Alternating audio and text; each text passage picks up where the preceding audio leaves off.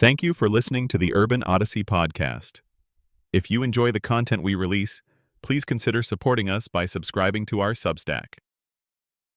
A monthly membership is only $5 per month, and if you decide to buy a year-long membership, it's only $50 for the entire year. Purchase a membership now at the official urban.substack.com. Again, that is the official urban.substack.com. Now back to the audio. You're listening to the Hour of the Time. I'm William Cooper.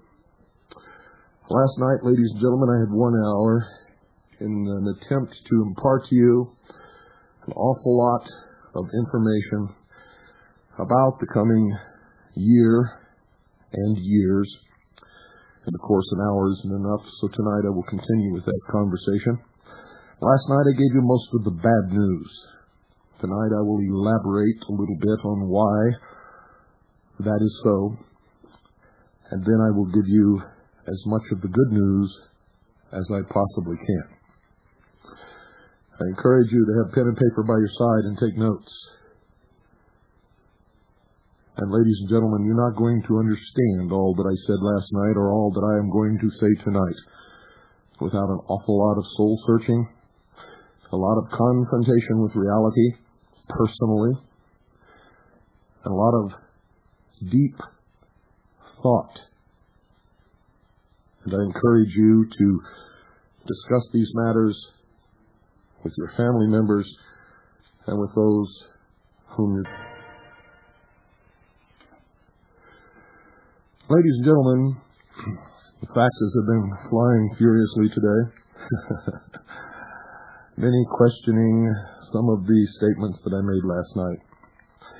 And before I get into a lot of the good news, I want to clarify a few points for you. Try to make you understand what it was that I said and why I said it, and bear in mind that you do not have access to the information to which I am privy on a daily basis.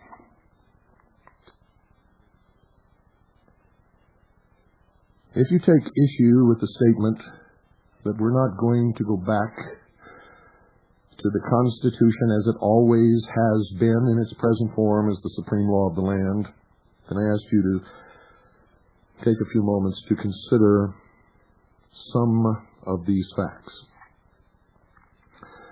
Number one, the Constitution was written by probably some of the greatest geniuses who have ever lived upon this earth.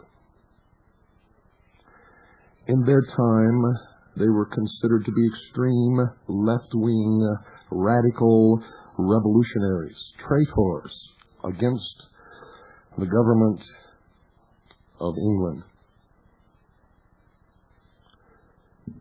Most Americans have never confronted that fact. What they did was pen a document that for the first time in the history of the human race set man free, made him a king in his own right, and established a government that was his chattel servant, provided the kings supervised correctly, where in fact the watchdogs practiced what our founders called eternal vigilance.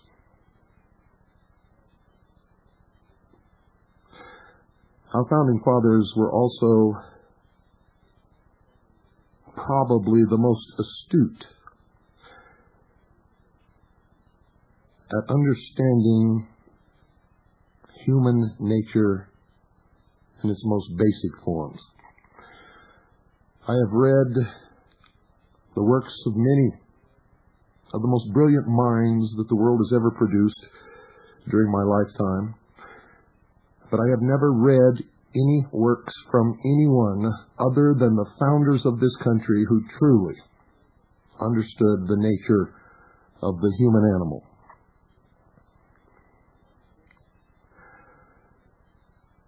I believe that they knew in their hearts what would ultimately happen, that we would trade our liberties under responsibility, our freedoms, our Creator-endowed rights protected by the Constitution and the Bill of Rights for some sort of security or benevolence, or to bring it down to the very reality of the situation, would accept the dole from the government rather than take the risks and responsibilities associated with freedom and liberty. They understood this only full well.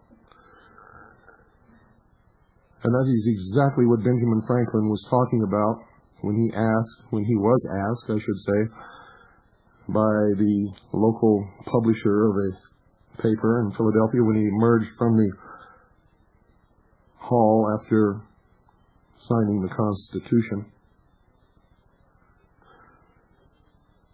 The man said, "Ben, what have you wrought?" Mr. Franklin looked at him and said, "A republic, if you can keep it."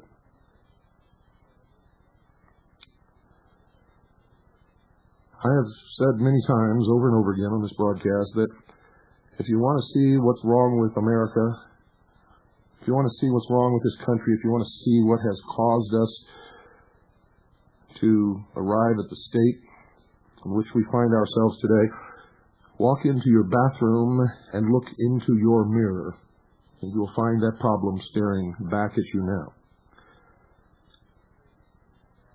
See, the real problem with going back to constitutional government is that it cannot be done anymore. Number one, if the document was the document that we all believe in our hearts and that we hold up to the light as the ultimate in achievement, which it really is, it always has been, but if it really were, you see, we look at it in an idealistic manner which is not realistic. And this is what we must confront in our hearts and in our minds. You see, if the document worked,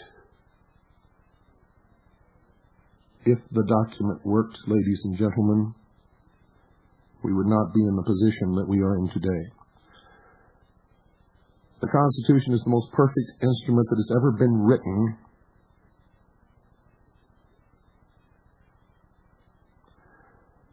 for the foundation of a government that would serve the people and protect the Creator-endowed rights of those people. But it is not a perfect document. Our founding fathers knew that.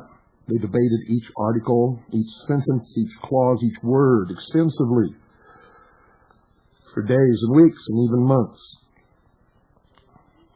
And many compromises were made. If they had been successful in creating a document that was impenetrable, that could not be subverted, then that subversion would not have happened.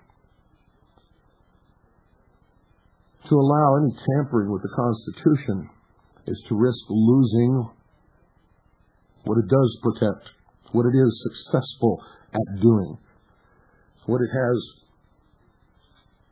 been able to create and sustain.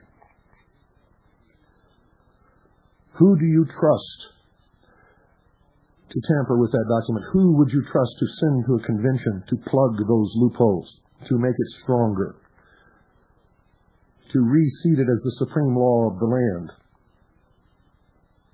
I can think of no one that I could trust to do that, to go behind locked, closed doors and debate and tamper with and change the document that created the greatest nation and the freest people that have ever existed upon the face of the earth.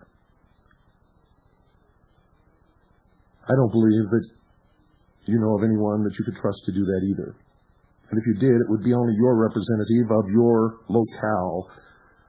And that person would be up against all the other representatives of all the other localities in the United States who would, of course, insist upon being represented in such an endeavor. So I'm going to tell you right now, to allow such a thing to happen is suicide. To continue without it happening means that those loopholes and those flaws that are inherent in that document will continue to be exploited. We have another problem with receiving the Constitution as the supreme law of the land, ladies and gentlemen, that is that most of you listening to this broadcast tonight, who claim that you are awake and love that document and want to restore freedom in your hearts, know that you cannot allow that yourselves, because most of you listening are dependent upon the government in some way for some portion of your income or sustenance or medical care and many other things. And you're not going to give that up any more than all of you who scream that government is too big, that the military is too big, that things have to be downsized. And when they agree, and when we can get Congress to act and do those things, and they come to close the shipyard in your city, all of a sudden, it cannot be done. You see, because Americans, by and large, are spoiled. They will not bite the bullet and allow to be done what needs to be done in order to make things right. They will not give up the dole. At least 50% of the entire population of this country is over 50%, and many are 90% dependent upon government, social programs in one form or another. There are some states where the majority of the population of the entire state works for the United States government in some capacity or other.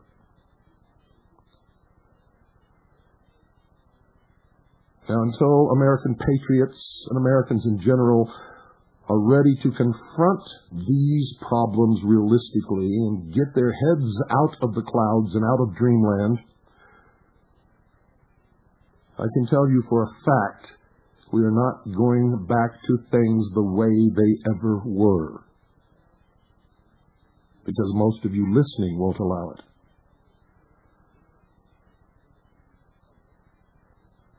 And you are probably the greatest allies that we have.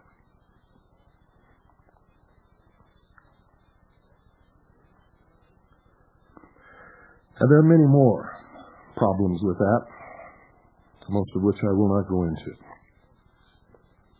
Some of you took issue with the statement that I made that Bill Clinton has a clear field. He's going to be reelected bar some miracle or some extremely charismatic person walks out of some forest somewhere that can capture the imagination of the populace, and I don't see anyone on the horizon that fits that bill, do you? You say conservatives are going to band together and defeat the liberal socialists in the next election? I tell you, look at all the conservative or so-called conservative candidates that are running, and look how the vote is split up into so many fragments. It cannot be done. Cannot be done. Look at the tremendous portion of the population who have been fools, totally taken by Ross Perot.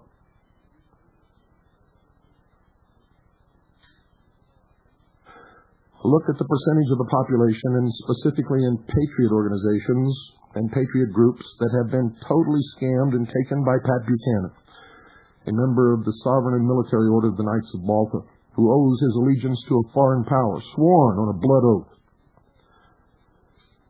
Now, I had no idea what kind of Christmas cards this man would send out. None whatsoever. But I told you years ago who and what he worships. I told you who his God really is and what he represents. And you have still been taken by him. Go back and listen to the many broadcasts that I made revealing to you the identity, the dogma, and the plans of the mystery religion of Babylon, known as the Brotherhood of the Illuminati. Listen to those broadcasts, and then look at the Christmas card that Pat Buchanan has sent out to the voters and his, what he calls, constituents. On the front of that Christmas card, you will see the penis of Osiris, the obelisk, the phallus, the Ra, a ray of the sun, the lost word, so to speak. And around it is tied a great, big, red bow.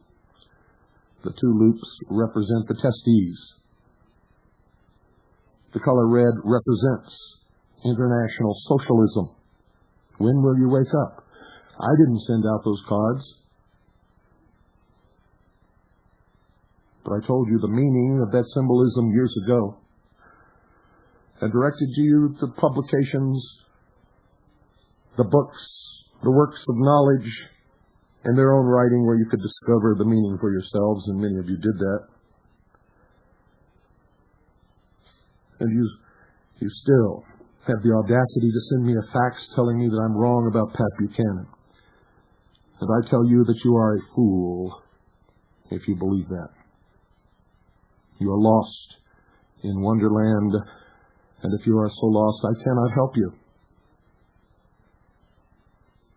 I cannot rescue the blind. I cannot open your eyes and make you see if you will not.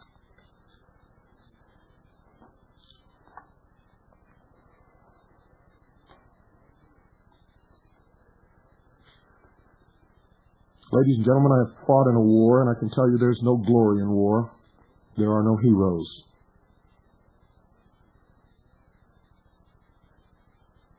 There's life and there's death.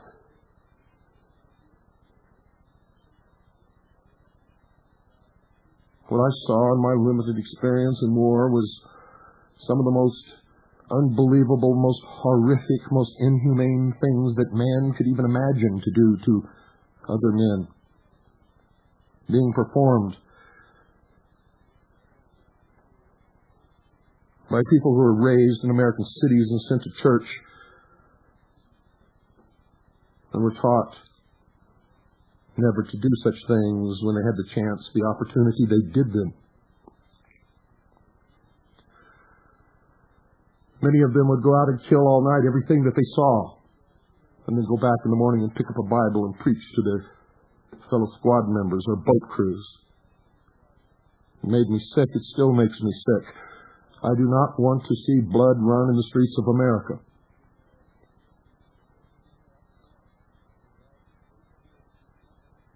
But I understand also that that may become necessary. If an attempt is seriously made to enslave the American people, then we must resist, even if it means war. Mao Zedong, one of the greatest revolutionaries and guerrilla fighters that has ever lived, a great statesman, the leader of 1/4 of the world's population, whether you agree with him or not, whether you like him or not, he said this, and it is absolutely true. All power emanates from the barrel of a gun. He knows what he was talking about. When he came to power, the first thing he did was disarm the population so that he could control them. And we all know the means by which he controlled them. And the death squads, and the assassinations and the purges, and the indiscriminate murder of millions of people. Because they did not have weapons with which to protect themselves. We must preserve at all costs our right to self-defense against anyone or anything or any entity which would destroy us. It is our right. It is the right of all creatures to defend themselves. Even the lowest mouse that lives in the deepest swamp has the right to defend itself when attacked. It is a creator-endowed right protected by the second article and amendment to the Constitution. I can tell you just now, as sure as I breathe, as sure as I live, that the moment that we give up our right to keep and bear arms, the moment that we give up our weapons, is the very moment that we will become enslaved.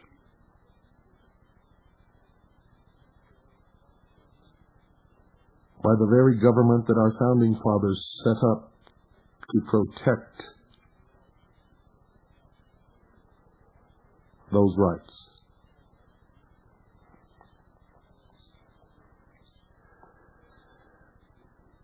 I believe it is the duty of all Americans to own weapons, to practice with those weapons and know how to use them. I believe that any man or woman without principles for which they are ready and willing to die at any given moment that they are called upon to do so in defense of those principles is already dead and is of no use or consequence to anyone, not even themselves. I believe that it is our duty to belong to militias, legally and lawfully constituted and set up, not as paramilitary organizations, but as military organizations existing to enforce the laws of the Union, repel invasion, and suppress insurrection. For there is an insurrection taking place, and the laws of the Union are not being enforced. I believe that those who are trying to destroy us and enslave us and bring about a world totalitarian socialist government are fearful of the militias. In fact, I think they are terrified of the militias. And because of that, in accordance with the saying of Mao Zedong, which I know to be a great truth, I hate his politics. I hate what he has done to vast populations over his lifetime. But even Hitler sometimes spoke the truth.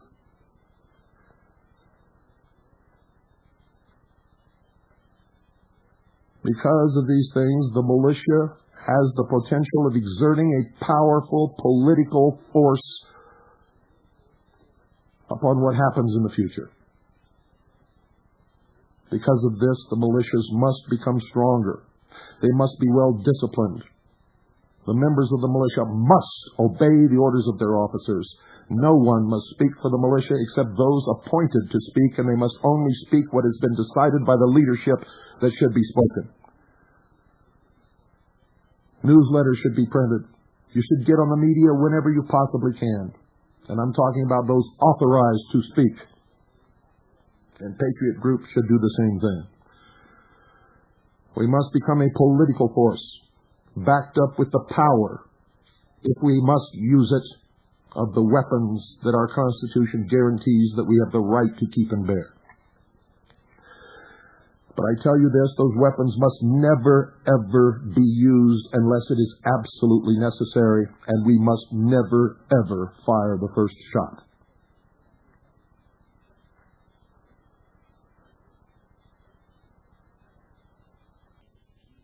Ladies and gentlemen, the Hour of the Time is brought to you by Swiss America Trading.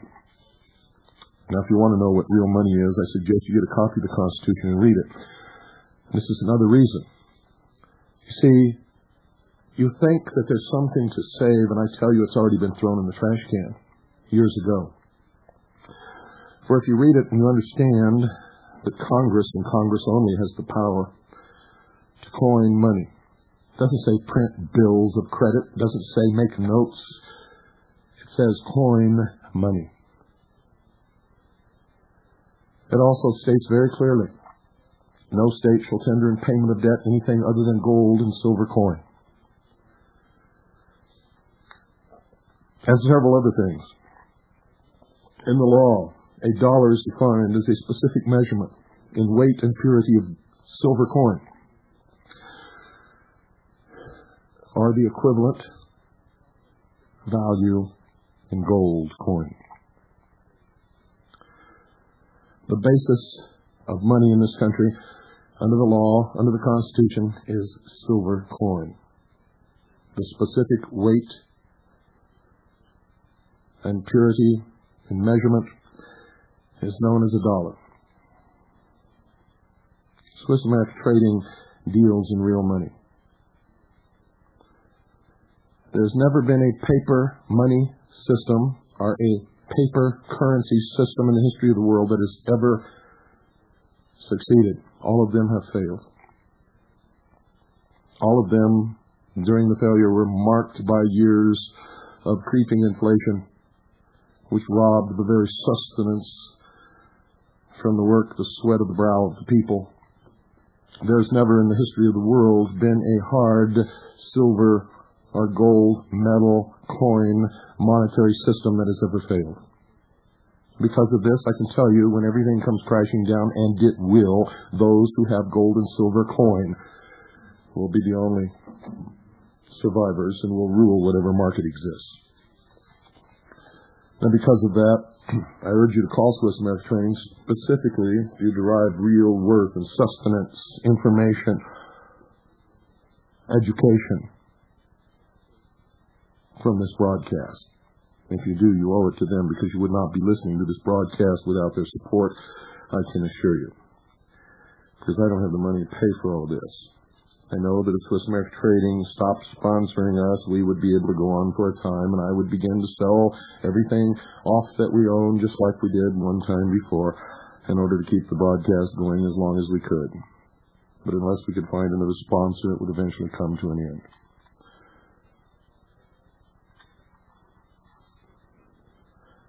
We need them, and you need them. And they need us, apparently, because they have been sponsoring this broadcast for many years, faithfully.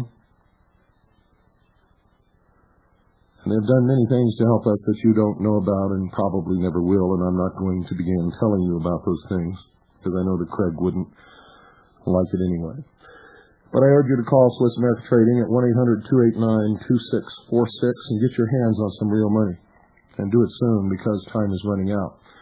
The target date for the formation of the New World Order, the one world totalitarian socialist government, is the year 2000.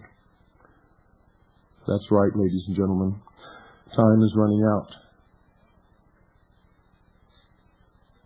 And I believe that we have sufficiently delayed them that it probably will not be a complete and total reality until sometime between the years 2010 and 2012, by my figuring. I could be wrong. They might bring it into existence by the year 2000. But whether it is cemented in place and they have all of the control that they absolutely need or not, the controls will continue to be put in place and freedoms will continue to be taken away constantly. We're involved in a great war, and battles are being fought all the time. And many of you are refraining from joining in the battles because you're waiting for the war to start, and I tell you it started years ago.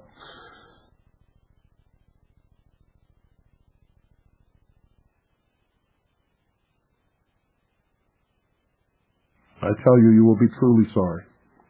1-800-289-2646. Do it now. You know how you tend to procrastinate. I'm going to read to you now a prepared statement prepared by an officer of the staff of the 2nd Continental Army of the Republic. This will be placed into a form and disseminated through the station's chief of the intelligence service of the different regions of the country, to be placed in the hands of the commanders of the different militia units. If I don't finish it tonight, I will finish it tomorrow night. It's approximately 9 pages in length. It was not intended to be a policy statement, but was so good that it was submitted by fax to the commanding general today, who affixed his signature, and this is now the policy of the 2nd Continental Army of the Republic. There's a matter of great importance before us, which each individual will have to ponder in his own heart. The time of decision is at hand, and each person must decide for himself what is best for his situation, life, family, and so forth. There will, of course, be no wrong decisions, because this is a matter for the individual. Some will continue to stand with us, others will not. To those who select another path, I wish you Godspeed and will continue to pray for your protection and success. These are hard times, demanding hard choices, and the crossroads of our future lies before us tonight.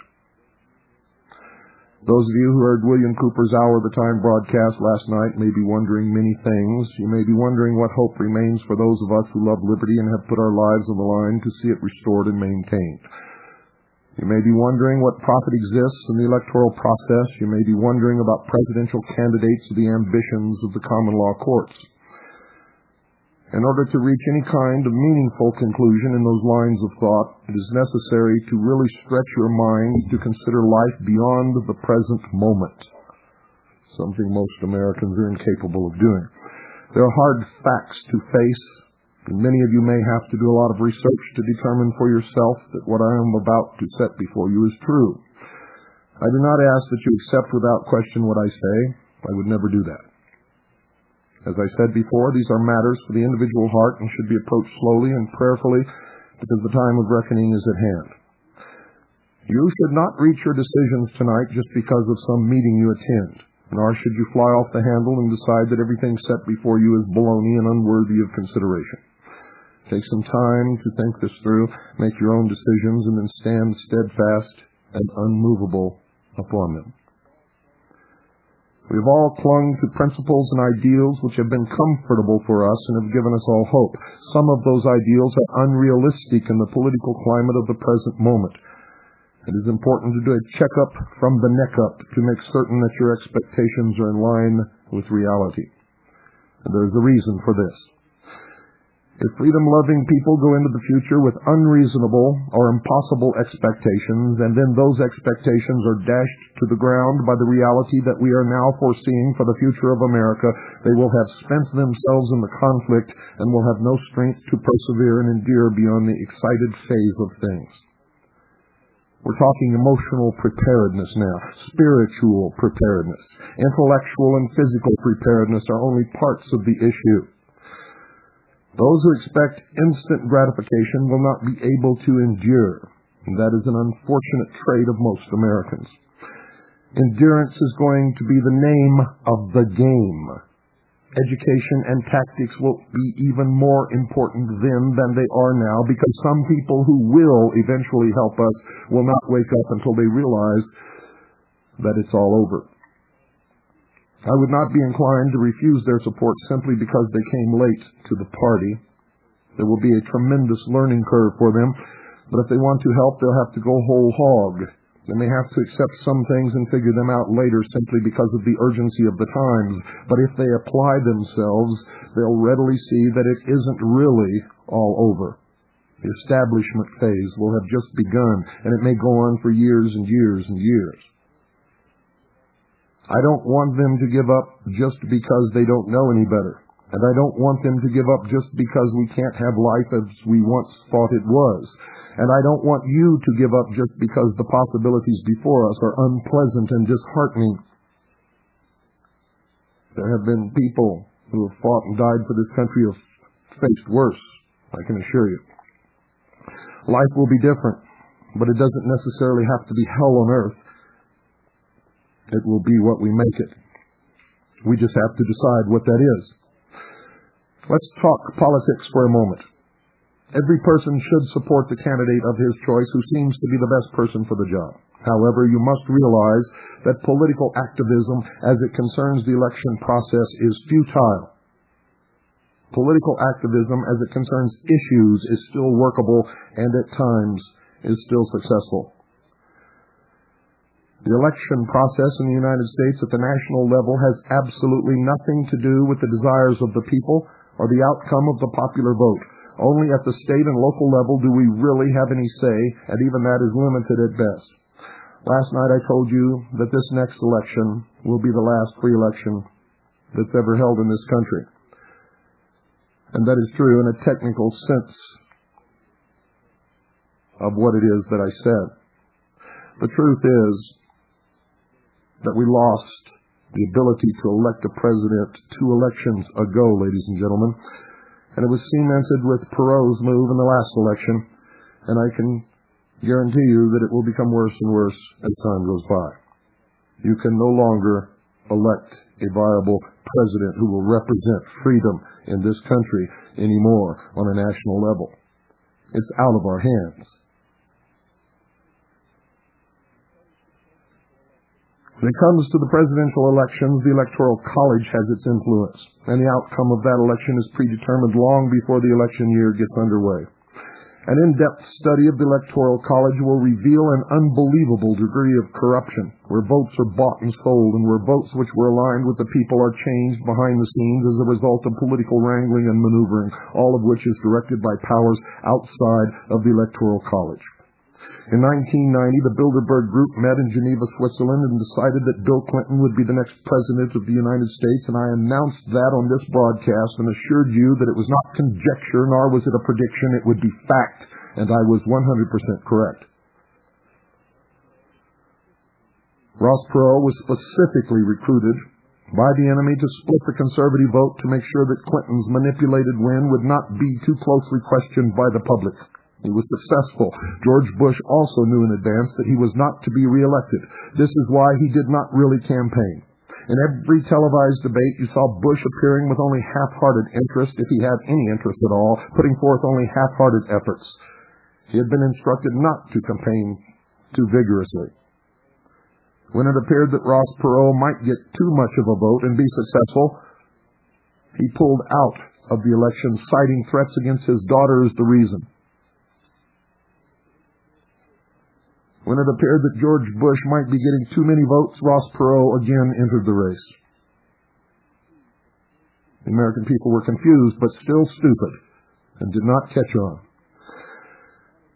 These men running for office followed their instructions to the letter, and the predetermined outcome was achieved while we all ran around chasing our tails, unseeing, unknowing, and totally in the dark about how these things really occur, being bamboozled and lied to on a daily basis by people like Rush Limbaugh.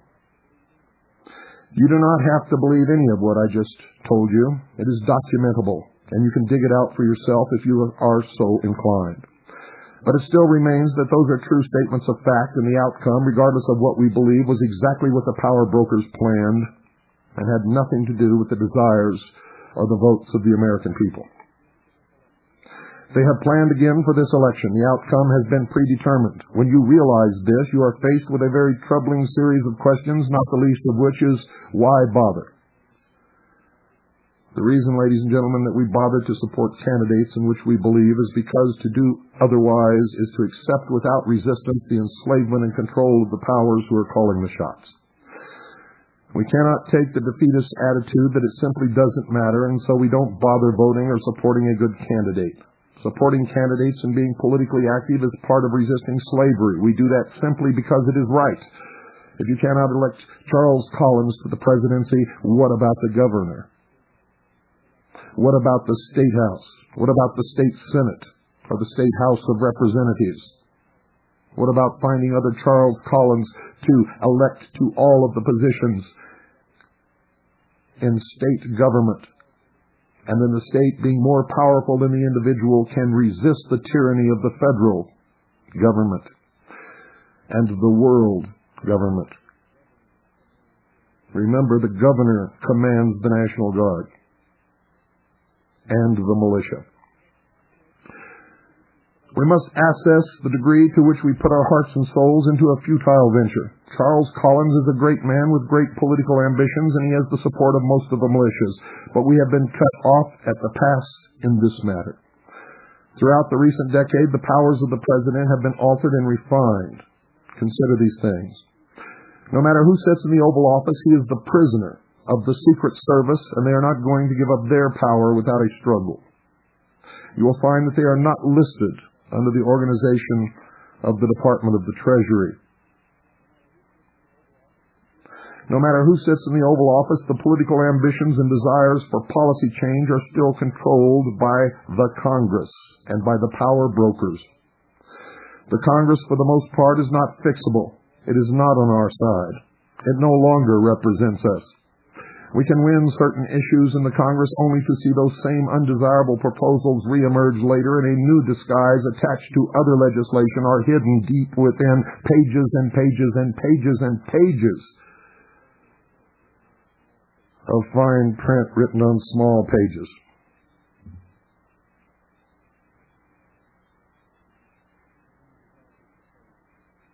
Undesirable proposals reemerge in new disguises attached to other legislation, and everything we worked for eventually goes down the drain. Remember NAFTA? Remember GATT? Remember the pledges of Newt Gingrich and Bob Dole? And remember what they did? Remember what they tell you when they are up for election and what they do afterwards?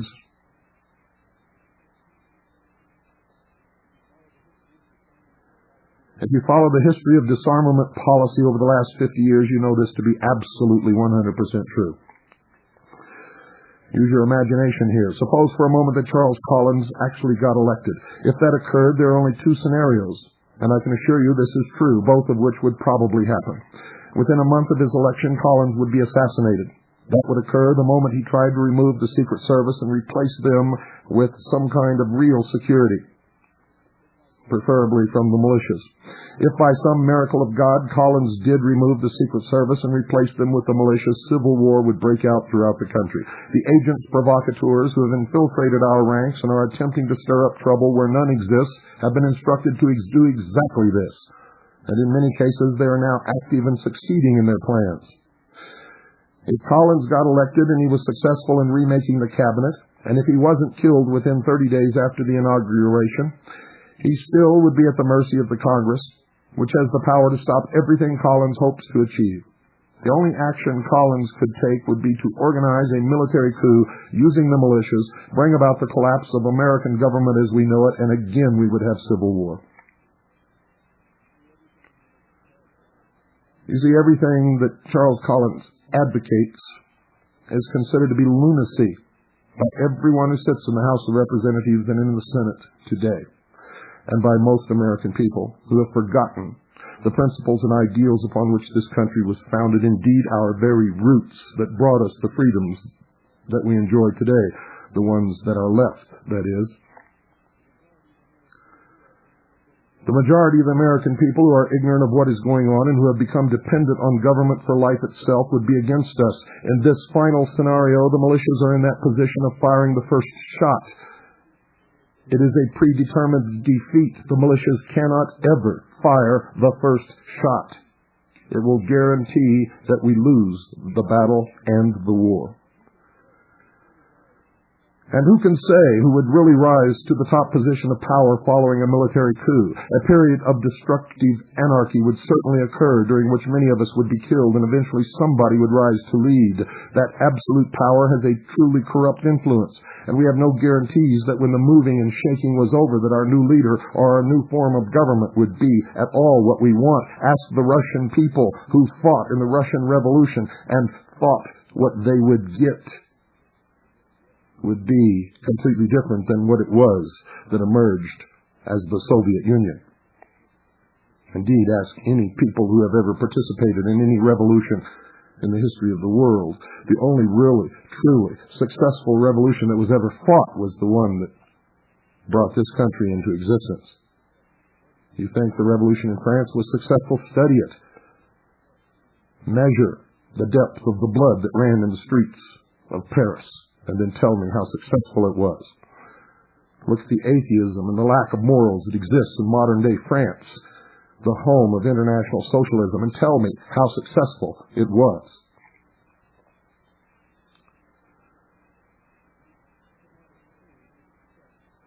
You cannot assume any success in such a volatile situation, particularly with the power brokers doing their best to fund and direct both sides of the conflict in order to achieve their own ambitions. So what can we do politically? In terms of the presidential election, not very much. In terms of political issues, a great deal. Of primary importance is the preservation of our Second Amendment rights. Only if we can remain armed will we have any means of preserving or regaining our freedoms or in possessing any real political power today when it counts. If not now, at some point in the future. No matter what else happens, we must remain armed, equipped, trained, and prepared. Our future may be bleak, but it doesn't have to be that way for our children. We must preserve for them the means necessary for liberty to be regained at any time, whether we live to see it or not. That is the responsible position. Is this a hopeless situation before us? No. Not if you see the big picture beyond the limits of our own lifetimes. And if you study history and the struggles of other peoples, you will see that we really have a great edge For most of those who've struggled for freedom in the past history of the world did not begin possessing weapons. So when you consider the degree of your involvement in the presidential election process, it will be extremely important to determine how much strength you have, how much energy you can expend in that effort, and how much you will have left when it is all over, understanding that the candidate of our enemies is going to occupy the White House, and understanding that before you even begin. Your participation will be to influence issues. You are not going to elect your candidate unless you're voting for the candidate of the enemy. And most of the candidates running will be the candidates of the enemy. There will be a long period of endurance and perseverance which we will all face if we even see the next election occur. If you use all of your efforts and strengths in the election process, you may have no strength left to deal with what will occur afterward. Can you imagine Bill Clinton knowing that he has only 4 more years to serve and cannot and will not be reelected? He is the New World Order's man.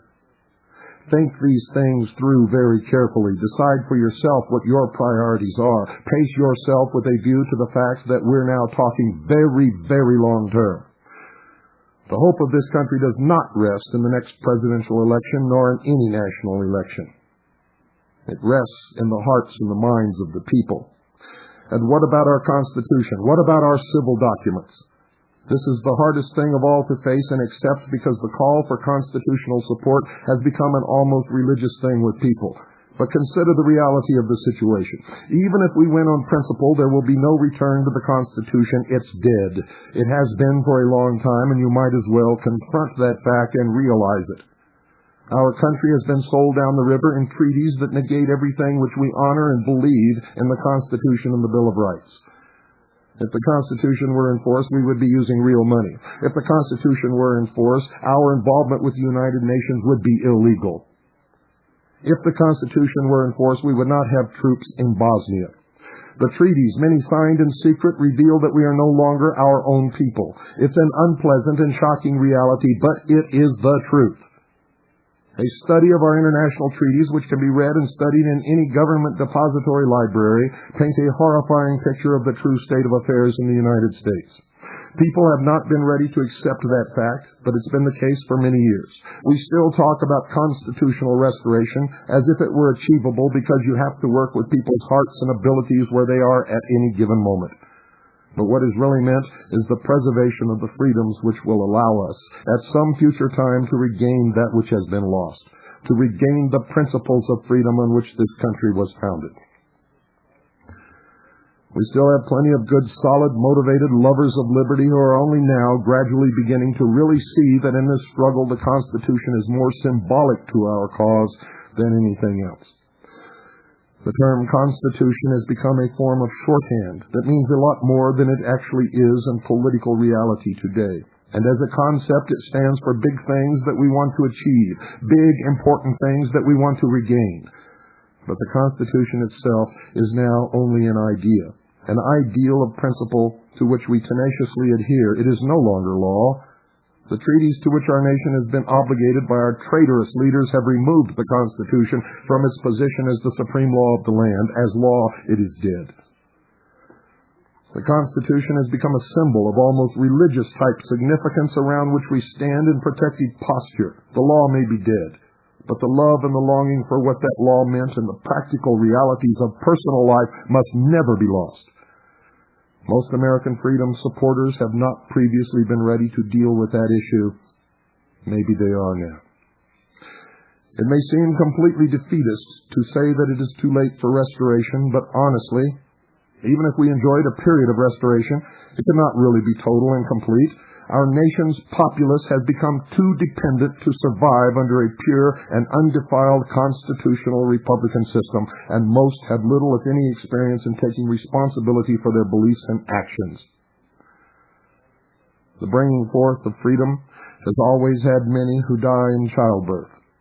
Too many people do not realize that most freedoms have already been lost and must be brought forth again. Only a few are ready for that labor. In this situation, the best that can be achieved is to hang like bulldogs on the principles of freedom, which will at some future time allow bigger freedoms to be regained. I do not see this occurring quickly or without tremendous casualties. The only real hope in my mind has been to try to work situations in such a way that some freedoms could be preserved. I've always thought that if even a smidgen of real freedom could be maintained, that tiny crumb would be enough to whet the appetite of those who will come after us. One taste is enough to make you crave more. Freedom is a strong and demanding addiction. And maybe, just maybe, someday others will follow who can do what we could not do. Yes, we must compromise. Yes, we must negotiate. The only way to preserve that smidgen is compromise. It's hard, and it hurts, and it's a heartbreak, but something has always been better than nothing.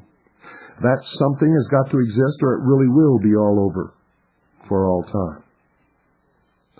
If even some freedom can be preserved, eventually its beneficiaries will want all freedom again. That very real possibility cannot be discounted or ignored.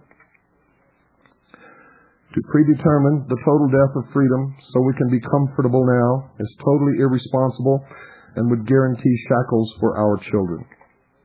It would destroy their hope, the hope that will motivate and inspire those who come after for generations to come, the posterity. We cannot do that, and the responsibility rests in the hands of our generation. Our generation. Our fathers let us down. We cannot and will not let our children down.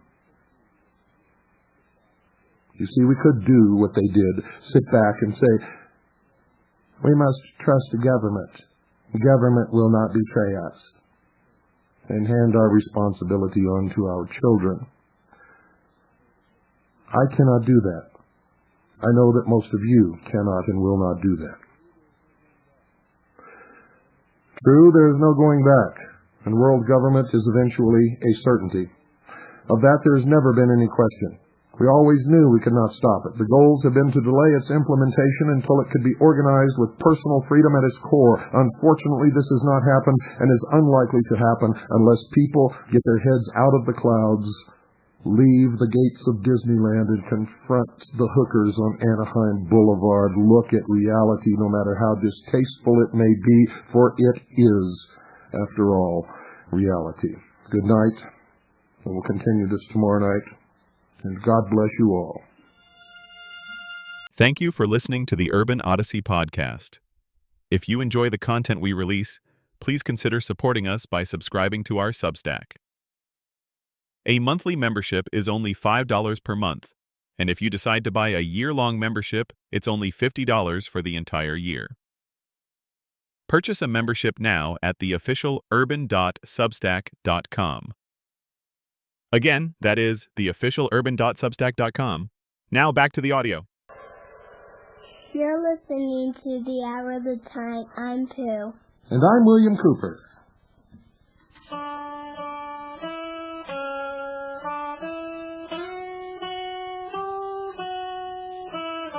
Pledge allegiance to the flag of the United States of America and to the republic for which it stands, one nation, under God, indivisible, with liberty and justice for all.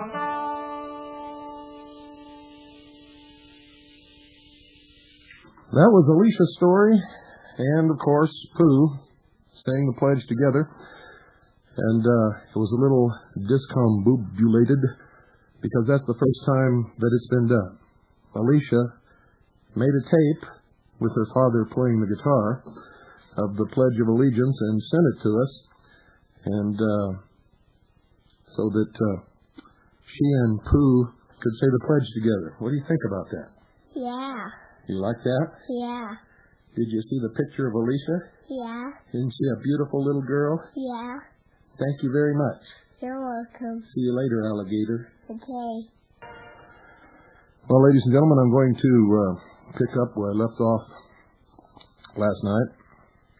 And continue. I will read the last paragraph so that you'll have a little overlap. If even some freedom can be preserved, eventually its beneficiaries will want all freedom again. That very real possibility cannot be discounted or ignored. To predetermine the total death of freedom so that we can be comfortable now is totally irresponsible and would guarantee shackles for our children. It would destroy their hope, the hope that will motivate and inspire those who come after for generations to come. We cannot do that, and the responsibility rests in the hands of our generation. Our forefathers established this nation based upon the concept that the people would have to maintain an eternal vigilance. Our fathers let us down.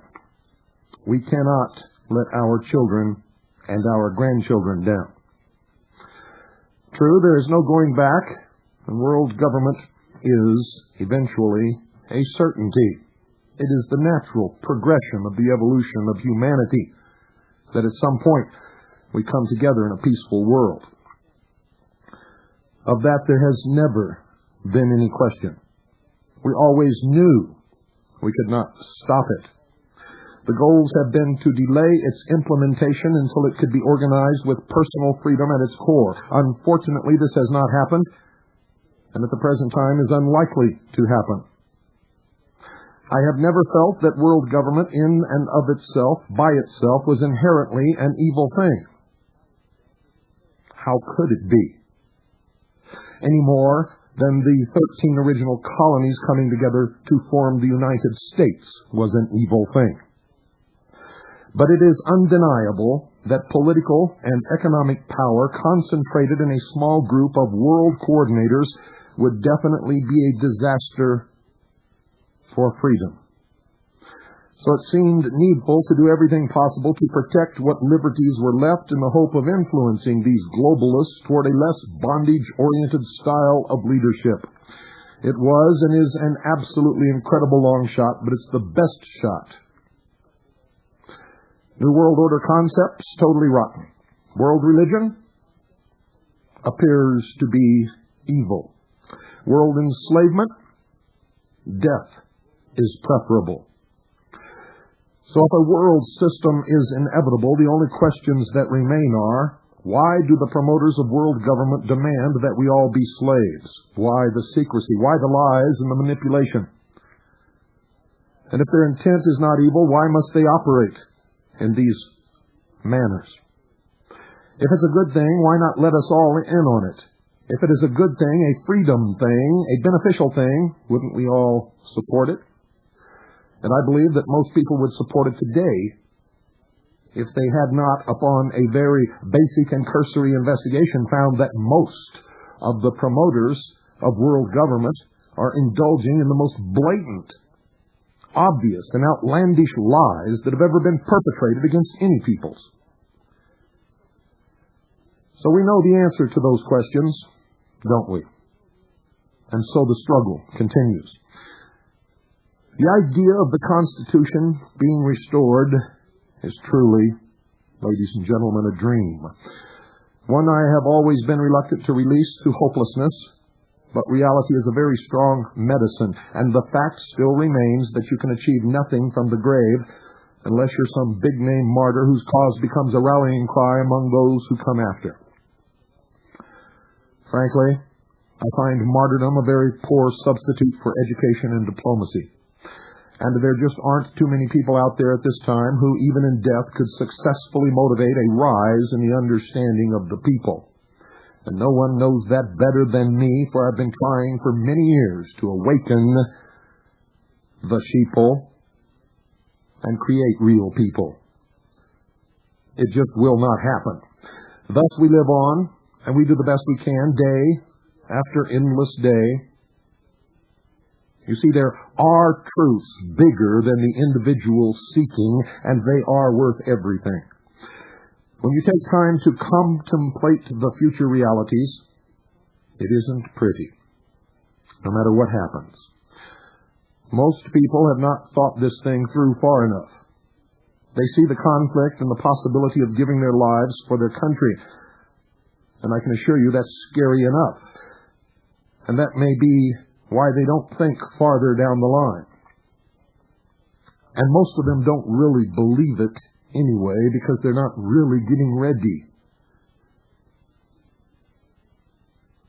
Perhaps they assume they will be killed. Now that's a very dangerous thing to believe. We have to believe that we will live and carry on. Beyond that point, what will life be like? The only thing of which we can be certain is that it will not be what we have expected, and it will definitely not be a return to the good old days, whatever and whenever those were, and the future will be a continuous series of encounters with the unknown. That which is most anathematic to most people, that which they fear the most, is change, the unknown. Anything that disturbs the comfortable position which people have entrenched themselves within. So, in a turbulent time of not knowing, the solidity of principles has to serve as an anchor. And that's why I've urged you over and over again not to be loyal to concepts like my country right or wrong, our borders, our people, our locations, but to principles and ideals. Hitler's SS were loyal. My country right or wrong. I hope you understand those concepts. You must be loyal to principles and ideals. They are not contained within borders or within boundaries or in the person of presidents or Congress people, nor in places like Washington, D.C. They exist in the minds and in the hearts of people.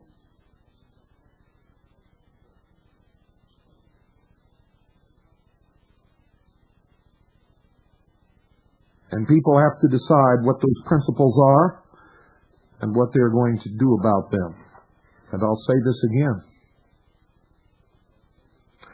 A man or woman without principles for which they are ready and willing to die for at any given moment, that they are called upon to do so, are already dead and are of no use or consequence to anyone, not even themselves.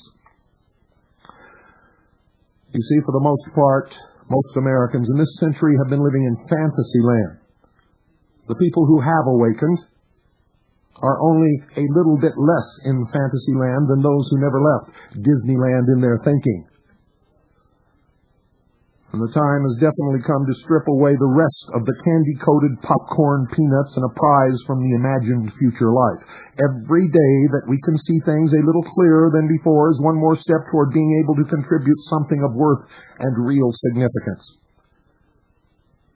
The time has come, ladies and gentlemen, for some super long-range planning, quietly, privately, without fanfare. The target date for the New World Order is the year 2000. How long do you think you can sit back and pretend that nothing is going on, to wait for someone else to save you, the knight on a white horse in shining armor?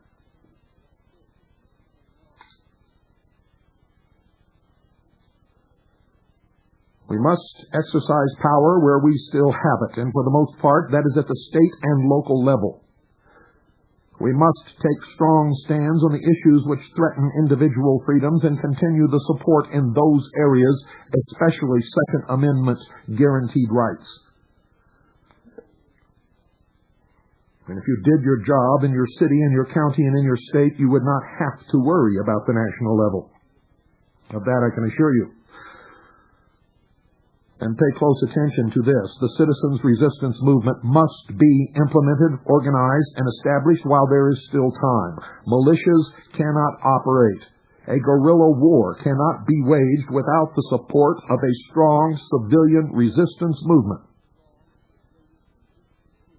We should plan meetings to address this issue and establish plans of action.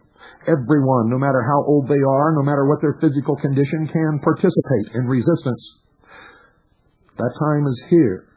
And it is much easier to establish those things before you need them than to try to do it under duress, under an atmosphere of suspicion and fear.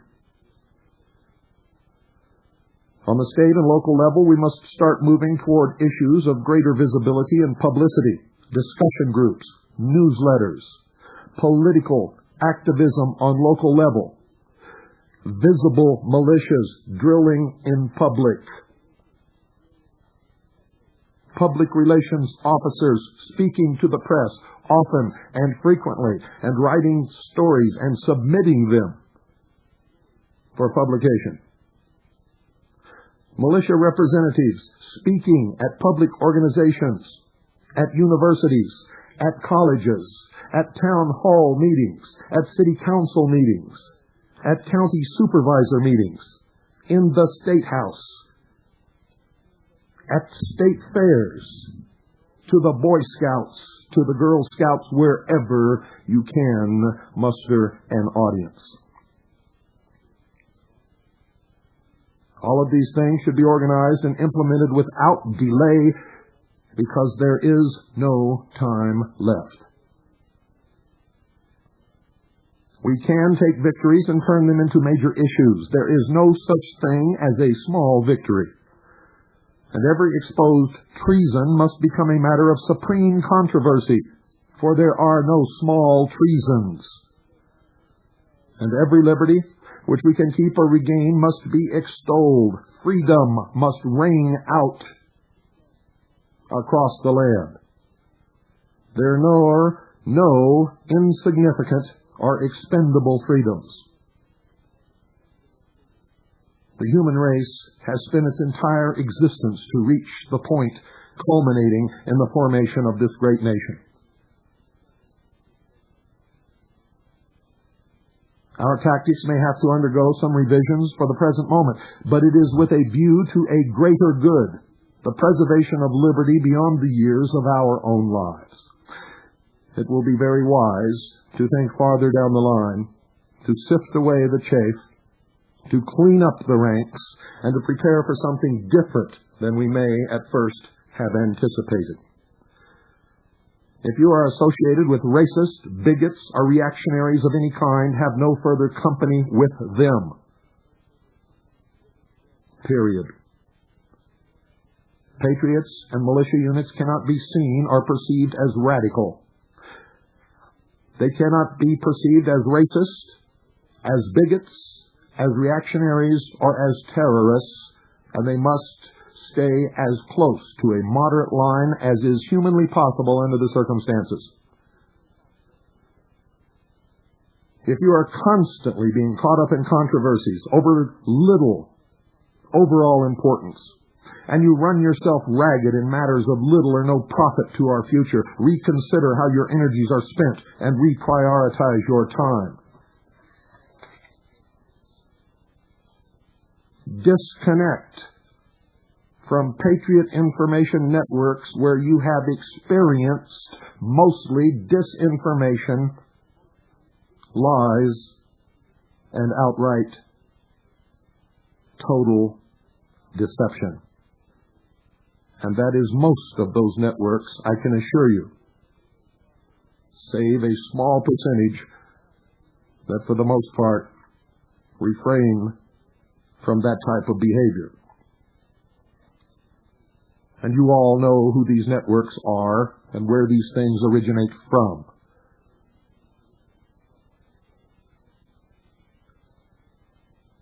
Be aware that at this very moment a massive infiltration movement is underway in every state of the Union. The ambition is the destruction of the militias from within. Do not ever discuss militia matters outside of your group or to new members until they have proven themselves. And every militia organization must have a method of investigating the background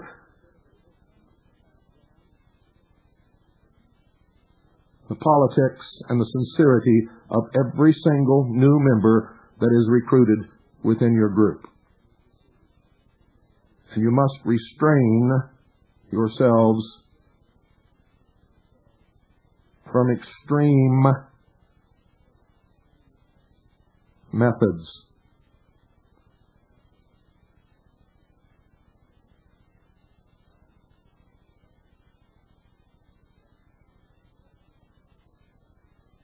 If you have some big mouths in your group, people who cannot keep their mouths shut, are troublemakers, are people who cannot follow orders, get rid of them now before they can cause you trouble, which can result in the destruction of your organization. If you have leaders whose information to you has been questionable, who promote rumors, who even unintentionally put the militia at risk by causing mad scrambles and panic, disassociate yourselves without delay and reform as a new unit.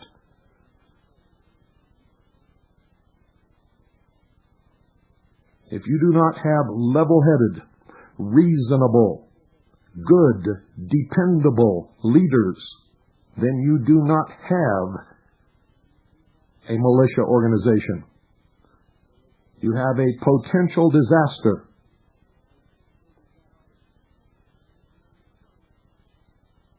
You can still function as a militia in your area. The smaller and more compact the group, the greater our safety and survival, and the better you can maneuver and function if and when the time ever calls for that to happen.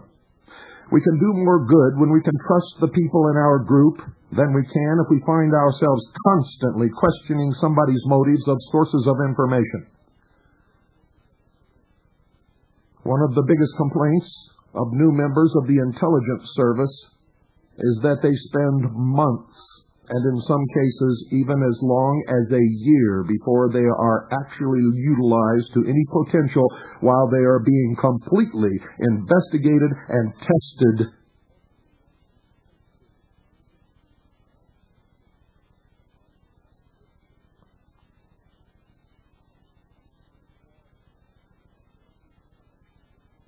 There will be hard decisions.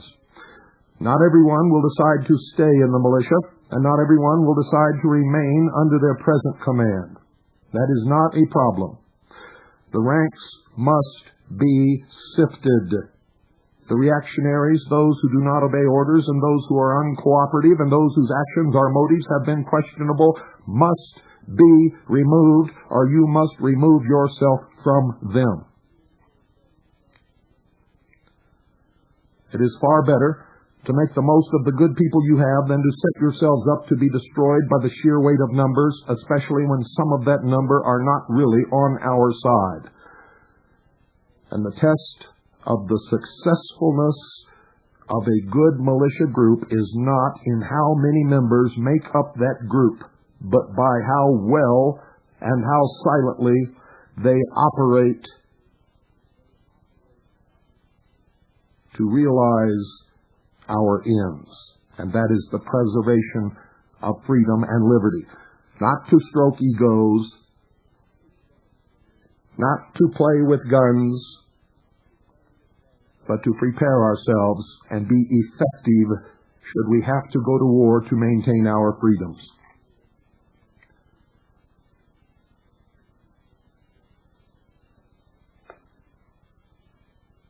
The time of second chances, ladies and gentlemen, is over.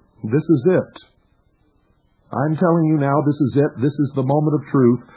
And you must think about these things and do some homework, for you must make decisions now. In 4 years, we reach the target date for the completed formation of the New World Order. As I have informed you previously, I do not believe that date is any longer viable because of the resistance which it has met. But nevertheless, between now and the year 2000, things will get very bleak indeed. Prove to yourself that the matters I have set before you are true, and then prayerfully consider what action, if any, you will choose to take. No one is going to think badly of anyone who leaves, and no one is going to pressure anyone else to stay if they want out. And no one should, under any circumstances, do those things. Because the people that we have left, we want to be tried and true, devoted to the cause of liberty and freedom. and justice for all peoples.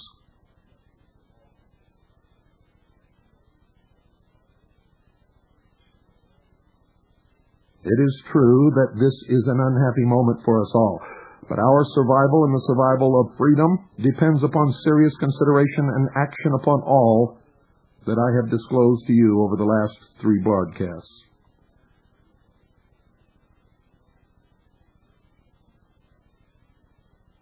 We ask God's blessings on each and every one of you, and we hold you dear in our heart because of the stand that you have taken for what is right.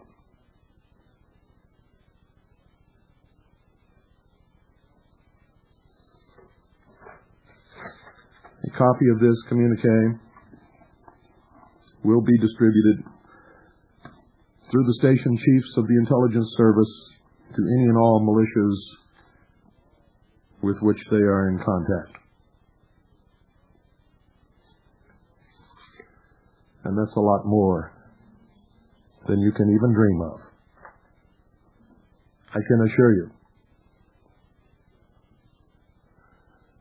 What you have seen on television that supposedly constitutes the militias, ladies and gentlemen, is in reality, except for the militia of Michigan, is nowhere near the real militia or the numbers of the real militia.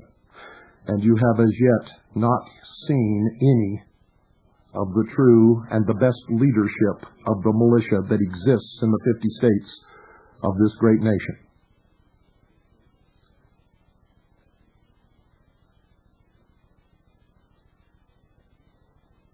The militia does not operate out of Montana, out of a room where 7 guys sit around and sell stuff to people across the nation and distribute disinformation by the bushel basketful.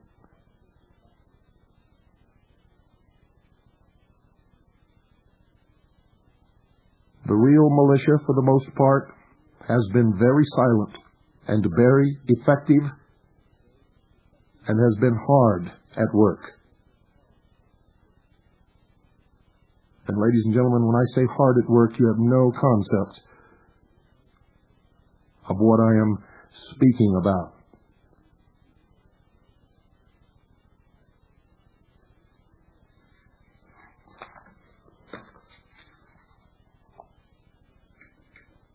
You're all going to have to spend some time deep in thought, and you're going to all have to begin to deal with the reality of the situation. Pop the bubbles. It's nice to have dreams. Don't get rid of them, for dreams inspire hope. But don't be fooled by your dreams. For if the dreams are to be realized, there is much suffering and much hard work and many hardships between now and the realization of those dreams. Where is Mr. Lincoln when we need him? Does anybody know?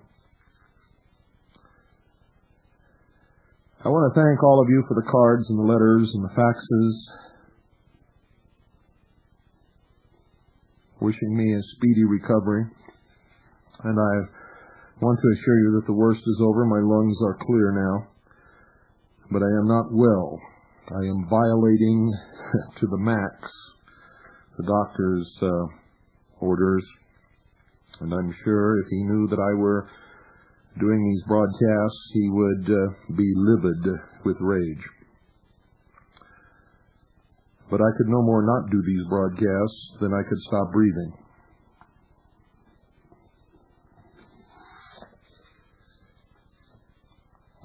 For those of you who have been researching this New World Order, the move toward world government, you know that most of the serious wealth of the world is dedicated to its completion.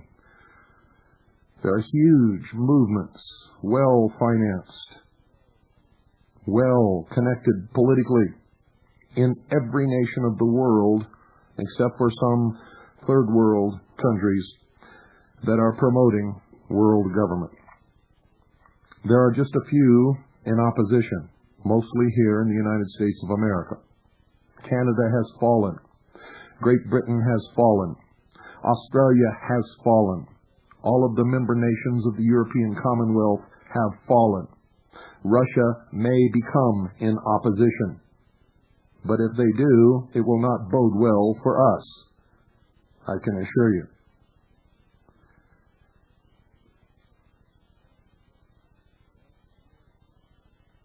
The good news, ladies and gentlemen, which I promised you last night, and I did give you some last night. You may not have known it was good news, but then you don't know how far down we've come. And if you did, I assure you that a lot of what you heard last night would have been considered good news.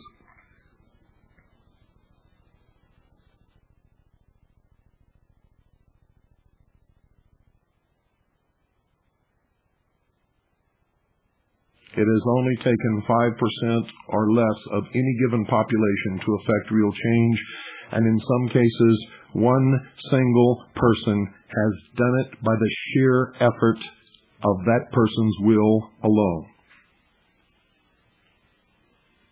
You can see it throughout the history of the human race. Very seldom has more than 5% of any population ever contributed to any battle, any war, any revolution, any change, any superior good, or any superior bad. It is always a handful of men or women, good or bad, who are dedicated to effecting these things, who ultimately bring them about. Now, we're always opposed by those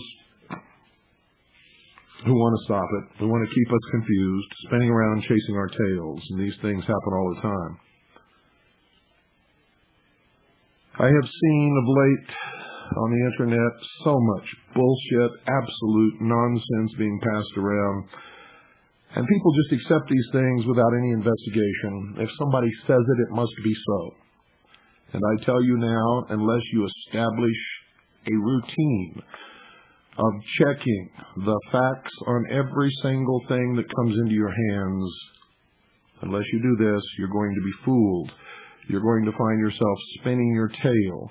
You're going to find yourself following false hopes and being led by carrots on the end of a stick until you are spinning helplessly in a cul-de-sac, out of the action, out of mind, ineffective, impotent. A lot of this comes from publications that for some reason or another you think you must trust. One of these publications is Soldier of Fortune magazine, which is a part of what we here at the Intelligence Service call Project Trojan Horse. It is the same organization from which Bo Gritz sprang. You see, if you've studied his spike program, and if you have seen the emblem of his spike program, you know that it also is an obelisk, very cleverly disguised as a dagger standing on its hilt. But nevertheless, an obelisk. And if you want to take it further and compare the emblem of the spike training program to the logo of the Luxor Hotel in Las Vegas, you will see uncanny resemblance.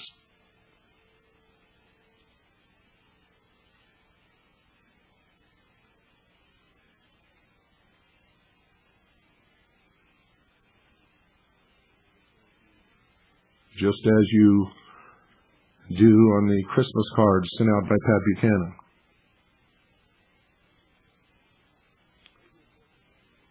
Soldier of Fortune magazine is a disinformation and a name-gathering project to find those leaders who are adept at the science of war so that they can, when the time comes, be rounded up and taken out very quickly and very easily.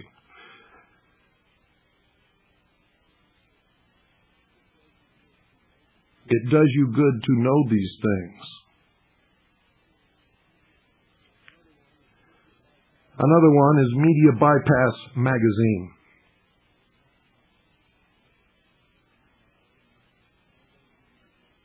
And And I'm going to give you just one example. I could take that issue by issue and rip it apart, factually.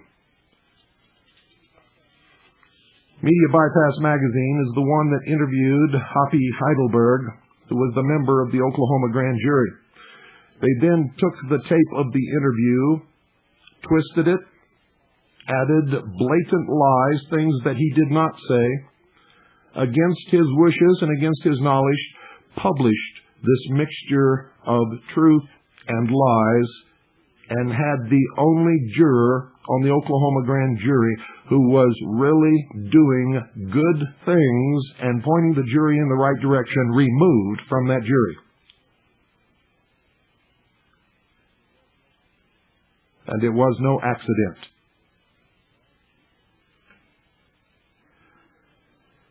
Recently, they ran an article called "The Still Before the Storm" by James Norman, the December 1995 issue of Media Bypass Magazine.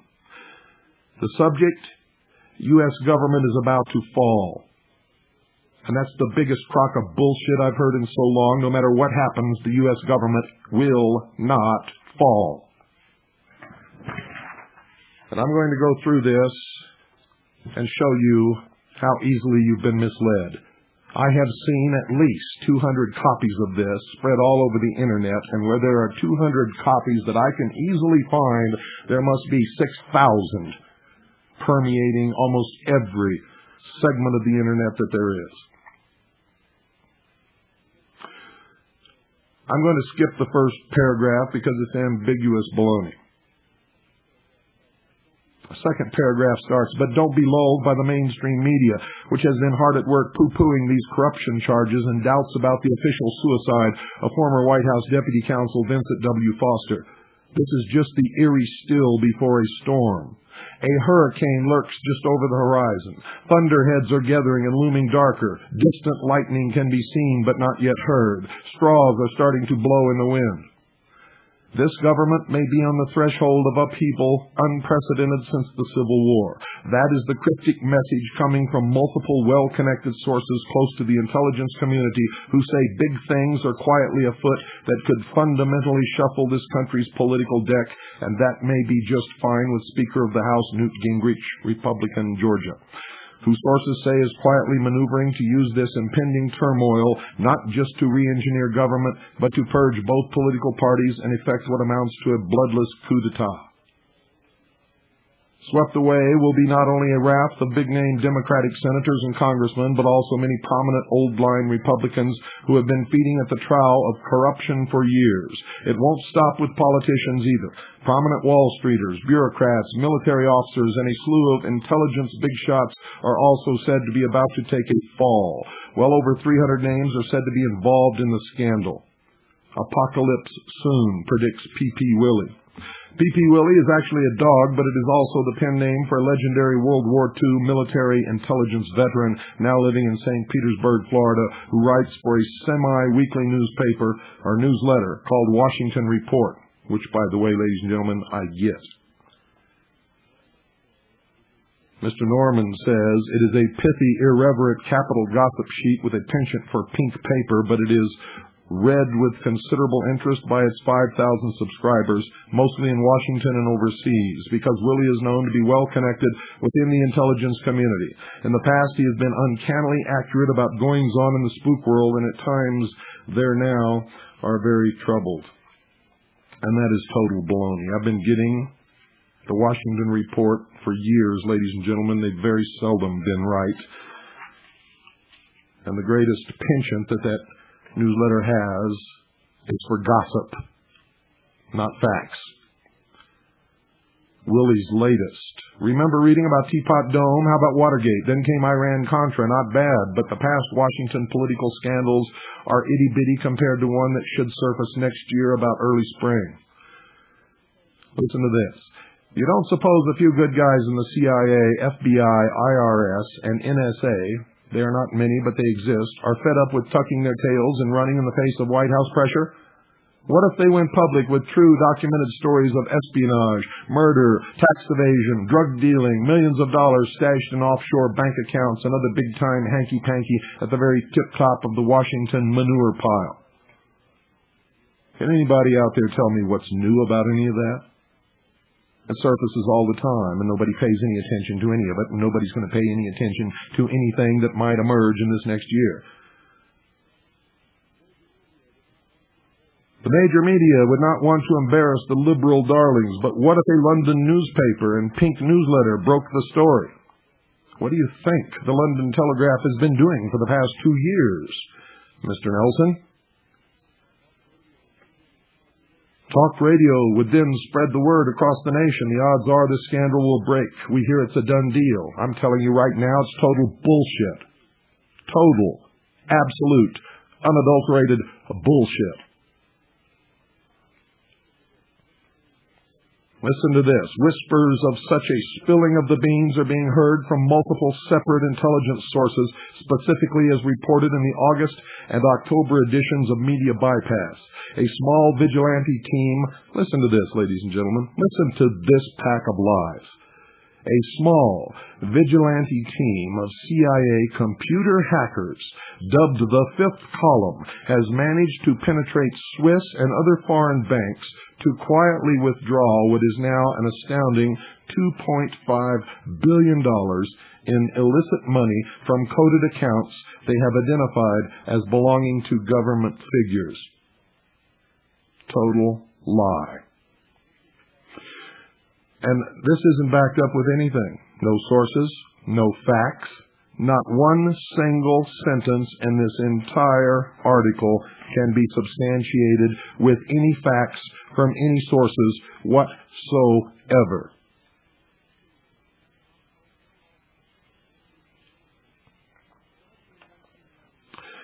Starting in 1991, this five-man Fifth Column team has been using its own Cray supercomputer to break into foreign bank computers, download vast libraries of data, and trace this money to a wide range of illegal activities from kickbacks on drug and arms deals to insider trading profits, software piracy, and the sale of state secrets. Oh yes, don't forget tax evasion.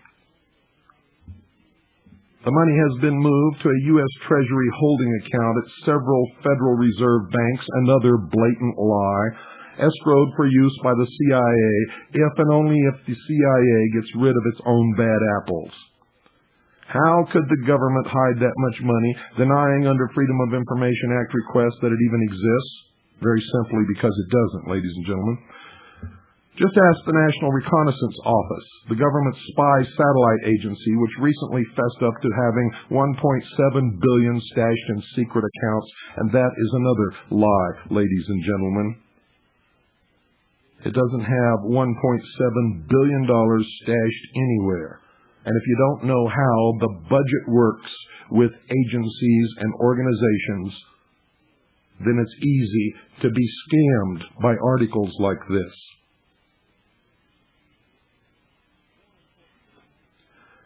More important than the money, however, are the names.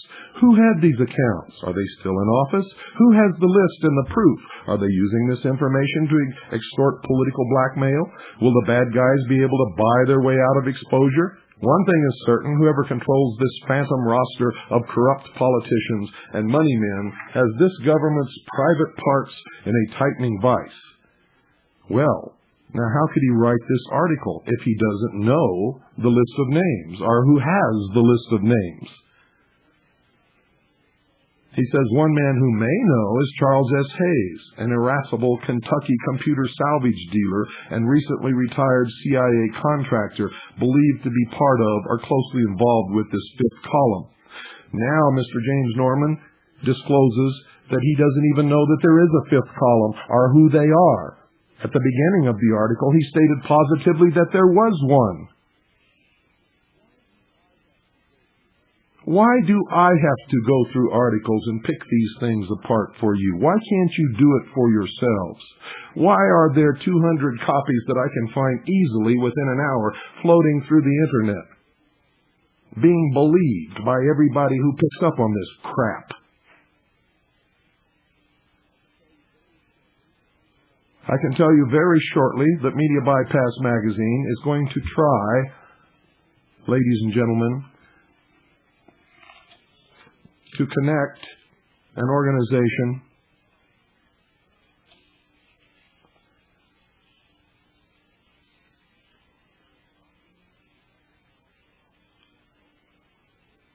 and I forgot the exact name of it, the sword to something in the arm of the covenant, or some arm of the Lord. The sword to something in the arm of the Lord. They're going to try to connect that organization with the militias in America and the Oklahoma City bombing. The particular author of that article is one Larry Myers. And it is total bullshit, but it will appear in an upcoming issue of Media Bypass magazine.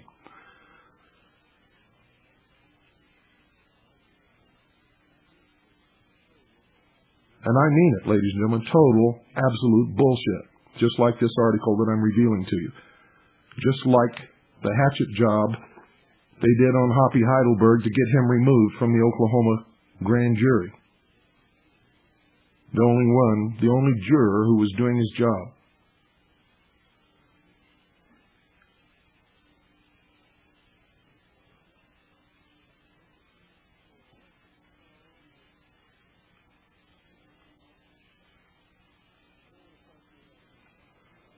And I want to talk to you about something else. I'm not going to go through this whole article. There's about 4 pages left of it. And it's all just like what I've already given you. Total bullshit. None of it substantiated. None of it documented. None of it true.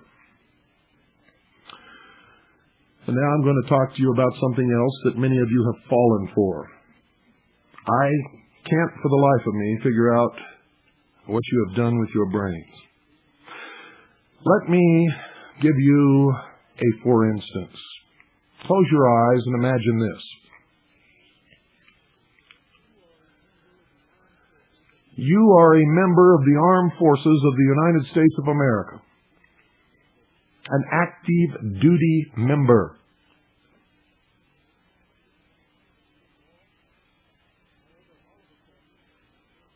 However, all of a sudden, you decide that you don't like where this country is headed, and you're going to side with the militia and the patriot movements, and you're going to publish a newsletter leaking information from the military to the militias and to the public.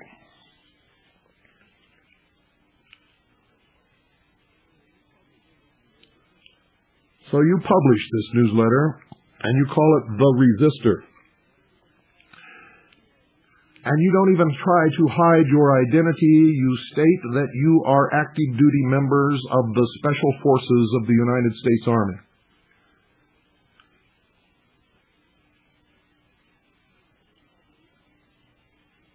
And you publish a P.O. box where people can write and send money to subscribe to your newsletter.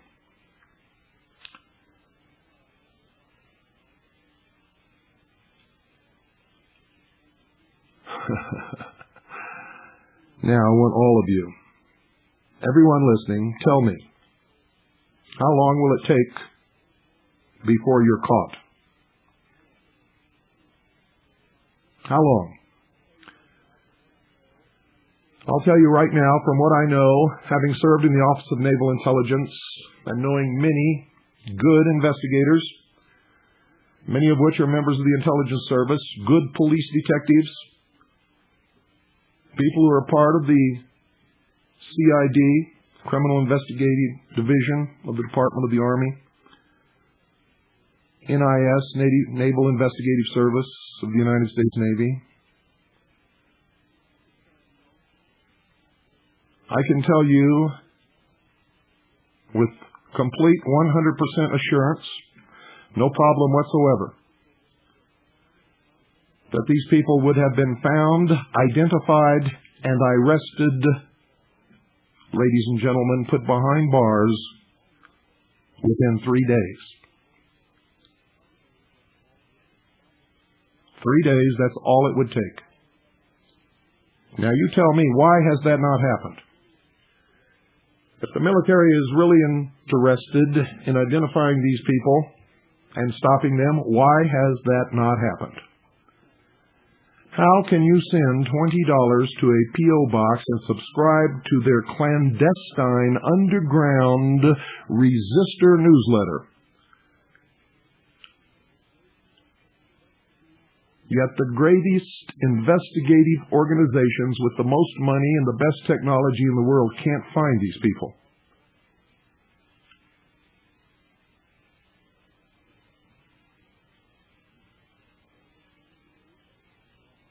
And what do they claim to be? Exactly what Colonel Brown, who founded Soldier of Fortune, was. Exactly what Lieutenant Colonel James Bogreitz was.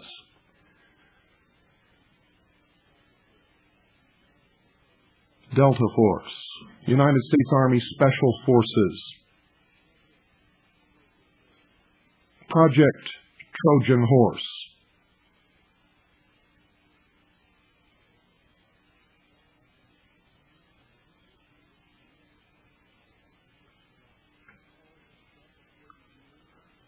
All mixed up in dirty dealings.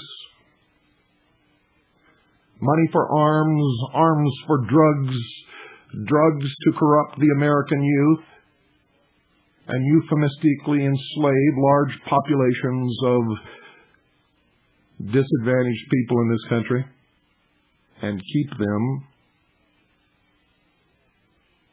that way.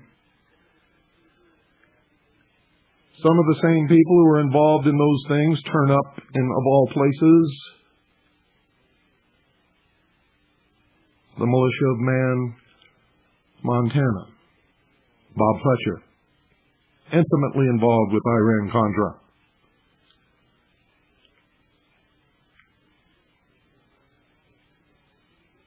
Incidentally, one of the sources of most of the disinformation that flies through the Patriot fax networks and through the so-called militias. Incidentally, they take credit for forming most of the militias across the country, and that is a lie. They have helped to form some. And why would they do that when there really is no militia of Montana? I can tell you with no hesitation and no doubt whatsoever, because we have performed a complete investigation, that the militia of Montana consists of about 5 to 7 guys and a room full of material that they sell to all the idiots across this country.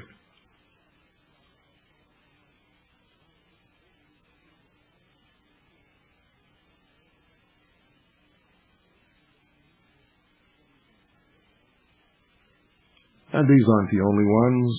They're just the ones I'm bringing to light. There are many more. You had better read Hegel. You had better understand that somebody wants some radical group in this country to do something stupid so as to cause a reason for all patriots and all militias to be declared outlaw, and to have it backed by the consensus of opinion of the majority of the sheeple of the nation so that they can all be rounded up and imprisoned.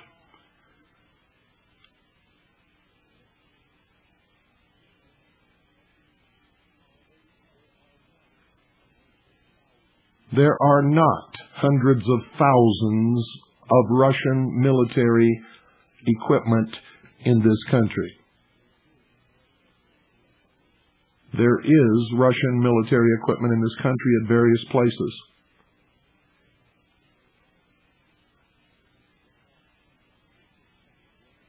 But not even 2% of what the militia of Montana is telling you.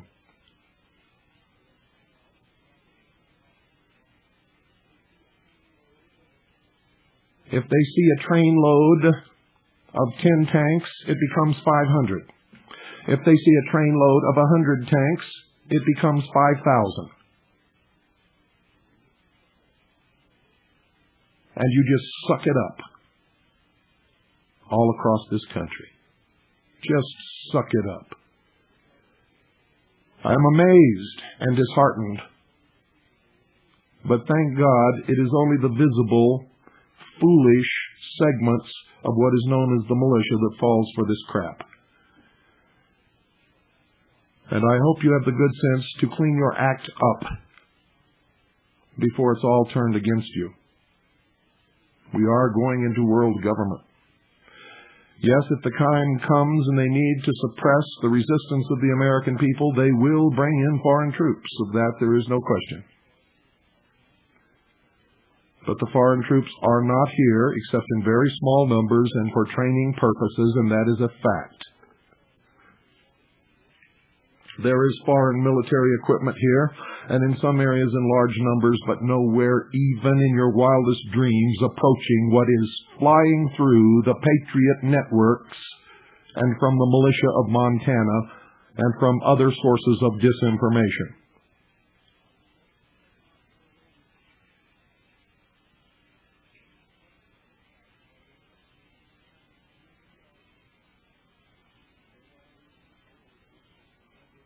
For those of you who read Soldier of Fortune, you will never see or hear anything in that magazine favorable to the freedom fighters of this country.